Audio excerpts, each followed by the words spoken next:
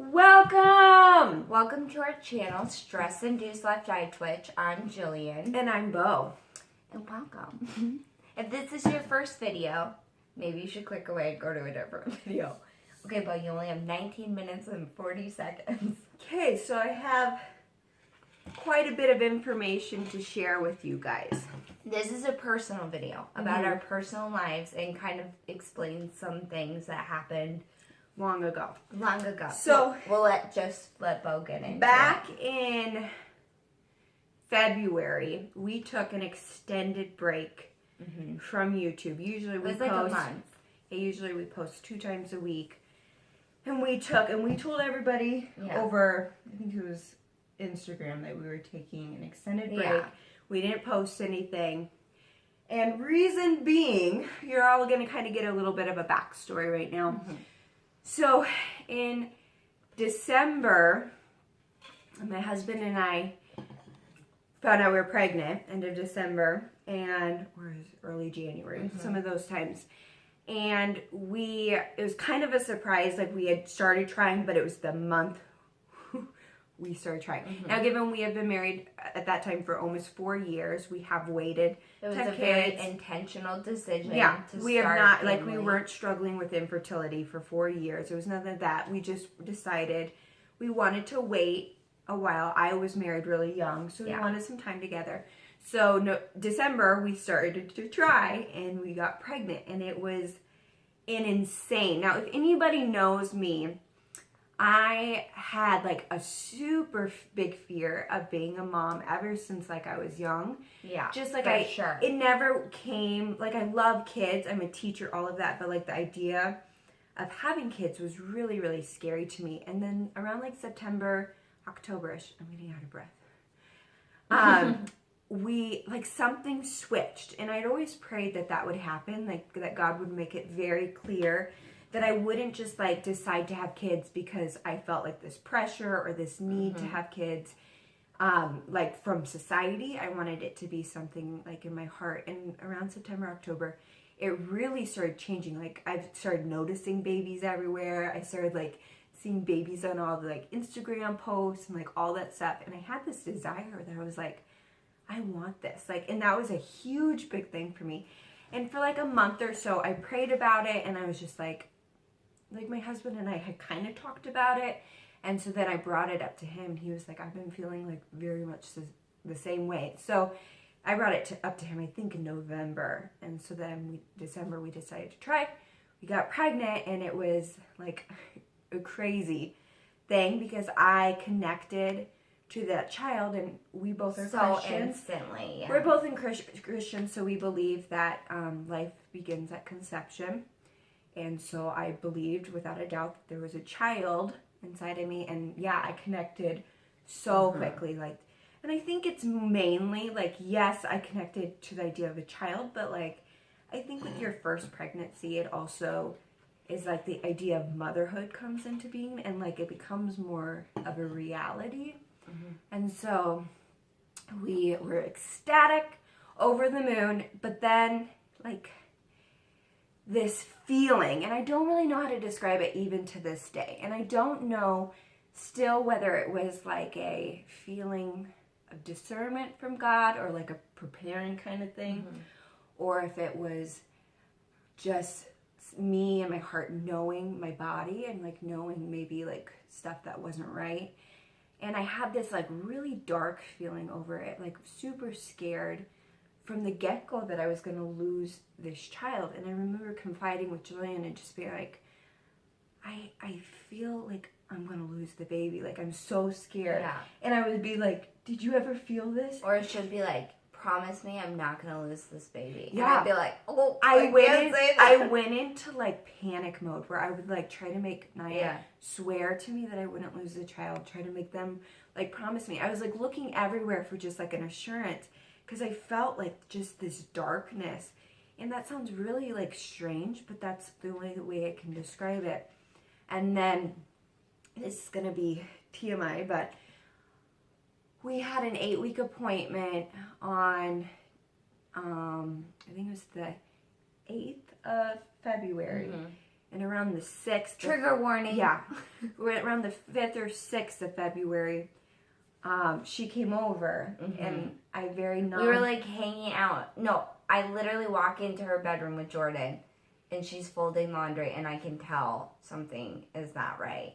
Yeah, and I told her, I was like, and it's TMI, but like, I was like, I am not spotting, but it's like, She had started. it wasn't, bleeding, it was like bleeding, but it wasn't, this is Yeah. red blood. It was just like dark brown blood. And so And Bo looked at me, and I couldn't. her face like just went white, like all the color drained from her face.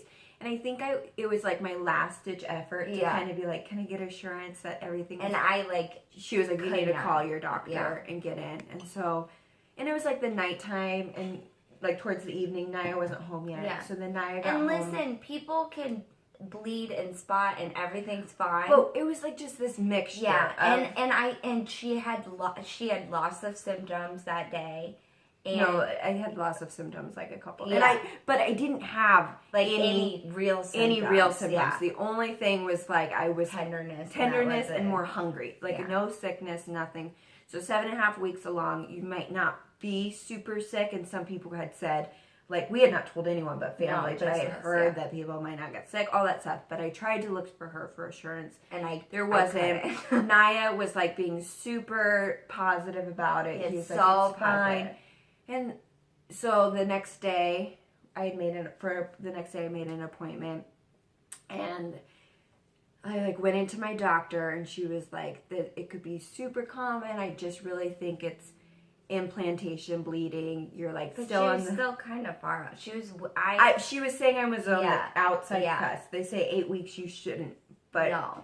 That's what she was saying. But she was like, we're gonna send you in for an ultrasound, and like right then, I just had this like numb feeling, like all through it. I think we knew from the minute she started bleeding. Even before that, we both just didn't feel great about it. But the minute she started bleeding, I was pretty resolved, like, this is not going to end well. And I think Bo in her heart was too. And that's just, like, I am not a super emotional person to begin with. So I kind of went into like this thing, till I knew what was happening for sure. Blank. I hated not knowing. Like, I just needed to know one way or the other. So I went in for like the emergency ultrasound or whatever, and it was like a super long wait, and the tech was being super nice, but then I got in and she was like trying to do it, and I could tell like all her peppiness like went away, and I was looking at the screen and I was like, this isn't like what it's supposed to look like, because as a new mom, I had looked at tracked everything, looked at images, all that stuff,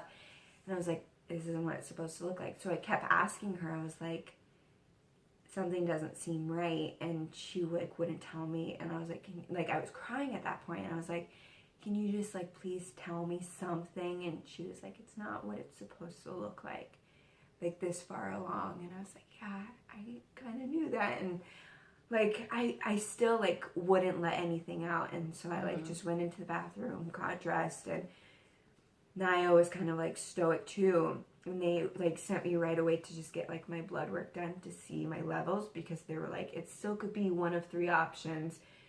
They were like, it was, you have your dates messed up, so you're not far enough along. She wasn't messed you're up. Miscarrying, or it was something else like the blighted ovum thing or something like that. And so, and I knew like my dates down to the day, because I natural family plan, so I know everything to that extent. And so I was like, no, it's not that. And still, but they wouldn't tell me anything. And so then my doctor that night like was super amazing, had stayed late at the office to wait for my results till like 7 p.m. And she was like, it's looking like that you're miscarrying, and we'll just wait. And I wasn't bleeding like a lot or anything. So she's like, we're just gonna wait and see. But you did start bleeding that night. Well, that's what she was like, let's just wait and see. And so then that night I started bleeding, and so it was just a natural, like I didn't have to have a DNC, which I was happy about, but I can't even like describe, like, it's like I checked out and it was just a numbness. And I know that. Except I've never seen her so upset. In Yeah, my but it was whole like life. I was in my bed and it was just like staring at a wall for like days. And Like Bo and I are in constant contact, and I mean, she still tried to like make sure that I knew what was going on with her, but I would like just be like, "Can I come over? Can I sit with you?" And she'd be like, "Julie, I just can't right now." And like, I don't think there's. I mean, we've gone through hell and back, and I don't think I've ever been at a point with her where she's been like, "I just can't right now." And so I was like, "Oh my God, I just need to be with her. I need to just sit with her." I was like, I couldn't imagine what she was going through, and I just wanted to be with her. it was like your biggest fear. Yeah. happening. Oh Like, my gosh, it was my biggest fear. I would much rather anything happen to me and everything happen to me, but something like this to happen to Bo, my sunshine, my sister, like my heart, my best friend, like, oh my gosh. And I've never seen her like that in my life. And I've you've heard some of those stories of what we've been through. Right. I cannot, like, I have nothing to compare it to, and I know that a lot of you maybe out there have gone through miscarriage or loss or whoever's coming in, something. all of that, and you all process it differently, and you might have grieved differently, or you might. Some people I've talked to, like, it happens and they move on, which is fine. It was not me, and that. And I people thought, have said, like, "Oh, well, you were only 8 weeks." Like, that was Bo's baby. It was my first experience with pregnancy. It was my first experience with the idea of, like, being a mom. And I literally was so angry at God. And it was an anger because I was like, I felt like in a very dark time in our family that other stuff was going on. Yeah. I was like, you gave me this glimmer of hope. Yeah. Just to take it away. That's what it felt like. And it feels a lot like in our family, you have to have like a bad thing happen and then like the good stuff might happen. Like, not the good stuff, just like the normal. It's like all bad stuff happens. And I just was like, I felt like he directly affected my family, like me. Like, yeah. And but I'm going to tell you, I feel like, so I isolated myself. Yeah. For 2 weeks, I did, and then they went on a trip. Hey, let me tell it. Okay, keep going. For 2 weeks, I didn't like talk to anyone. She was the buffer for the rest of the world. Like, my husband was attending to my needs, and she was the one like communicating. She would be like, she would literally just text me like, "You need to text this person." Yeah. Or you need to do this. Or I asked her to pretend to be my doctor because I had my 8-week ultrasound and I couldn't call them and be like, I'm miscarrying, so I made her do it. And so, because it wasn't my doctor, I hadn't gone to my OB yet. It was still my like family doctor, and Naya was amazing through it. Naya was like a rock of what I needed, and just he would tell me over and over again, like, if you feel like crying, just cry. Because I'd be like, I feel like I should not be crying right now, like, and he'd be like, just cry. And then we left on a trip. Week 2, I think, after they had a big babysitting gig too. Yeah, I had to get out of this house. I had to get out of everything because it was so detrimental to my life. But I feel like for me and my grieving process, I needed to isolate the world for a time because I am a Christian and I am a believer and I do have marriage, and I knew that I would like push God away, and I knew I would push my husband away just to hear like women's voices of reassurance, which is fine. I needed that, and I've gotten that in time. Yeah. And I've met up with women, and I've talked about it with women. But I knew that if I didn't like address this with God in the moment and be angry at him and be yelling at him and be frustrated with him, then I would be numb towards him. And I would just be like, okay, like, here we go. And it just didn't feel real. And our God is big enough to handle my emotions. And I do not believe that God took away my baby. Like, I feel like we live in a very broken, fallen world, that there are issues, and maybe something obviously was wrong chromosomally or stuff like that.